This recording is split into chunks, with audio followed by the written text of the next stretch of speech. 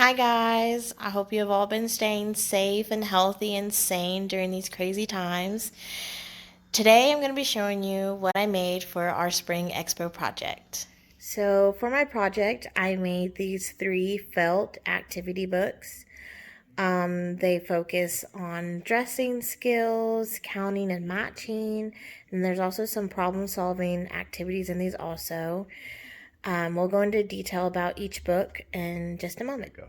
Okay, so the first book that I made was inspired by my very first fieldwork that I ever did, and it was at a private school, and she just let me know that like a whole bunch of the kids that have accidents while they're at school are because they can't manipulate the fasteners on their clothes to get them down in time.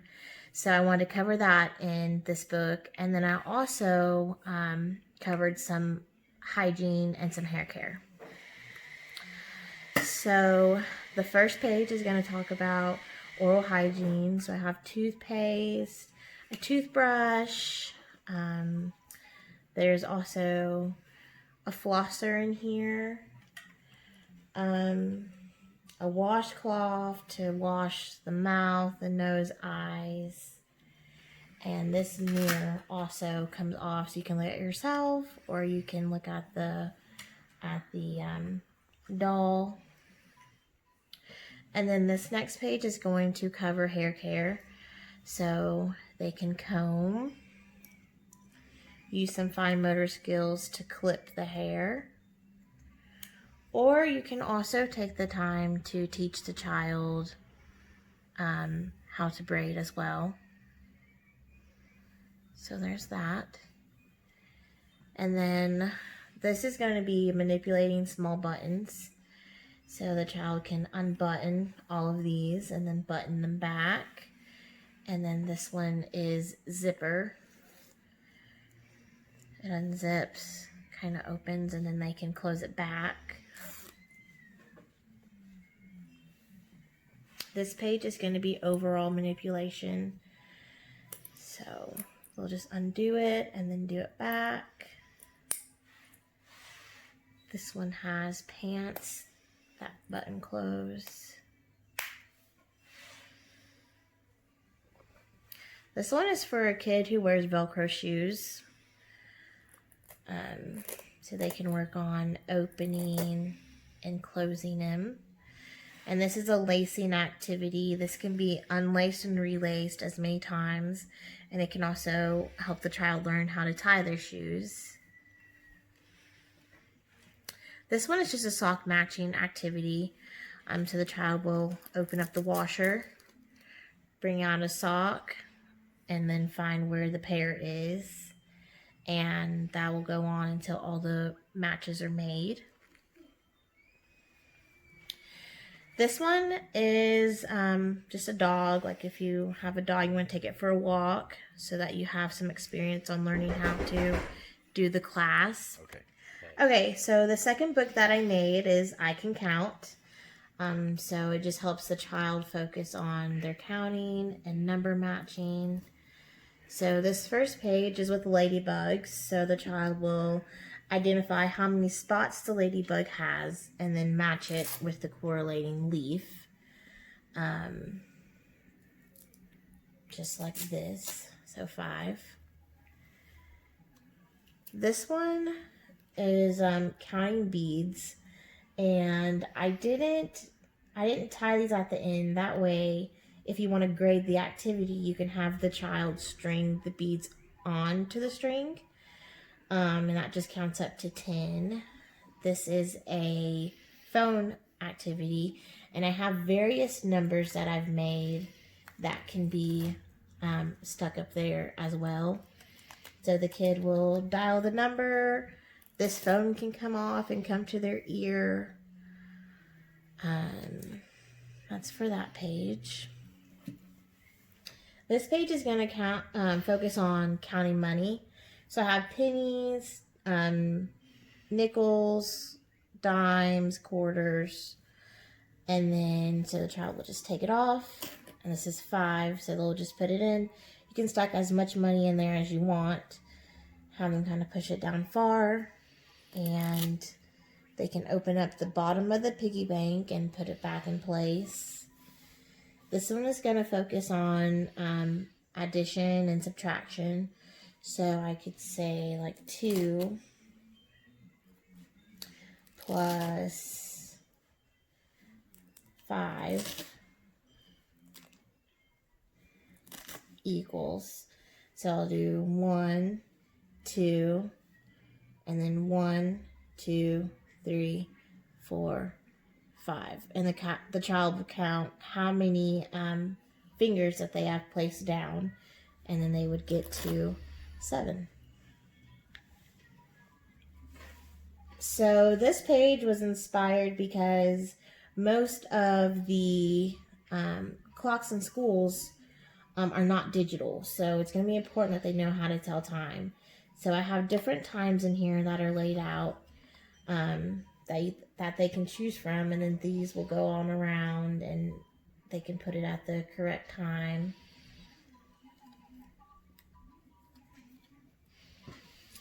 This one is counting as well as matching.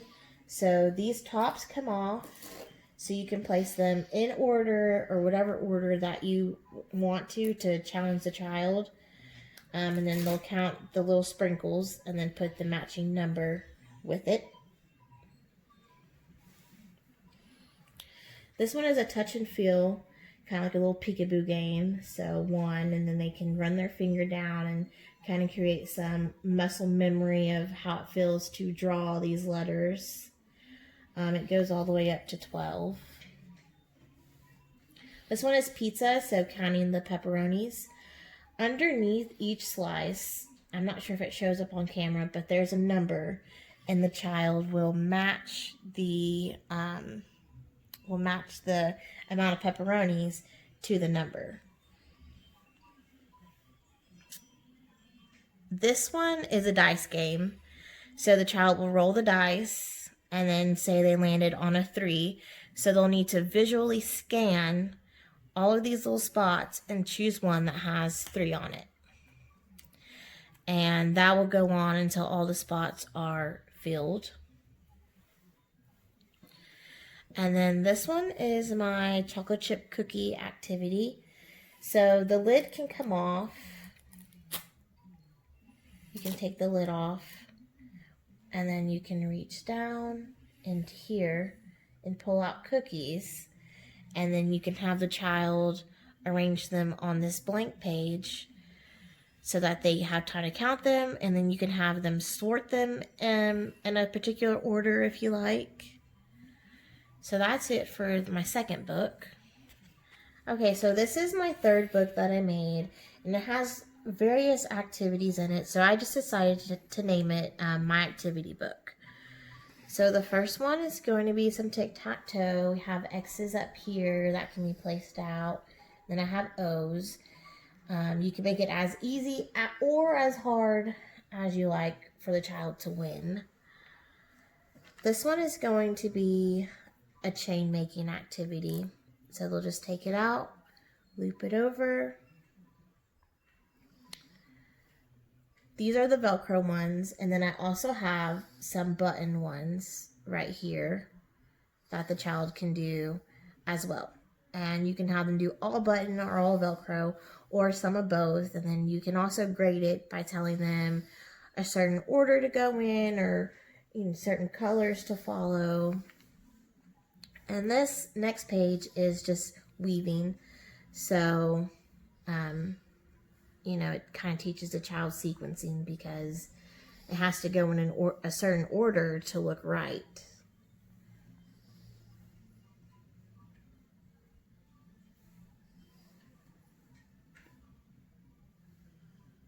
I didn't even do it right.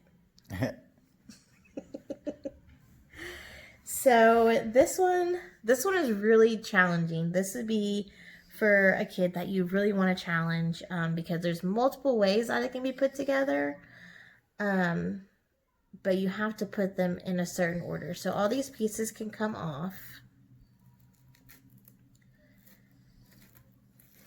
All of these pieces come off and then can be placed back on.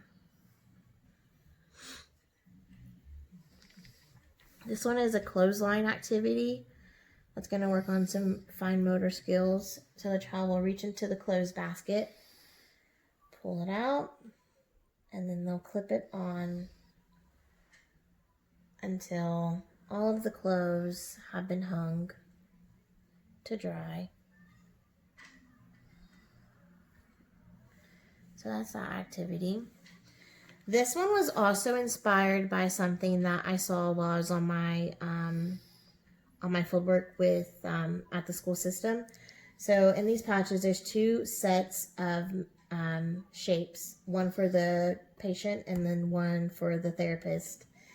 And so you can reach in and then place them in a square, and the child will have to match whatever order you do it.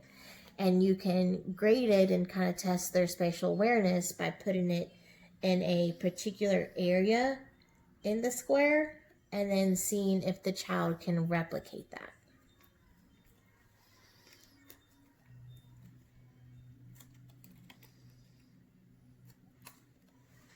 Okay. This activity works on problem solving and sequencing. The mouse is tangled in the cheese, so the child will need to problem solve to figure out how to get the mouse untangled. And then this last one is an I Spy activity.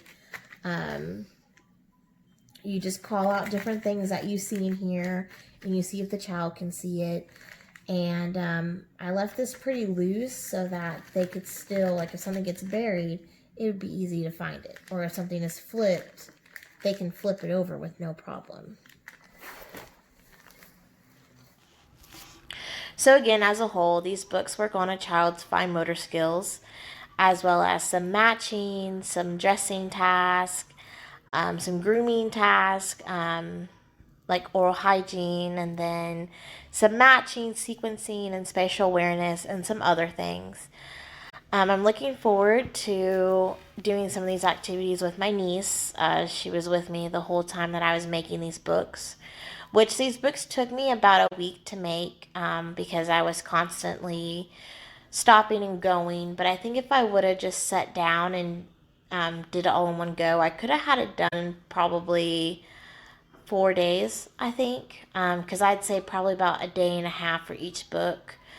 And it cost me about $60. The felt was pretty cheap. The most expensive thing I had to buy was like the Velcro and the baby clothes. If I had to think of some things that I would do differently, I would have binded the books differently. Because some of the pages are a lot bulkier than I had anticipated them being. And I built the book before I did each individual page. So it kind of causes it to lay kind of wonky. So I think that I would have rather tried the 3-ring method that I saw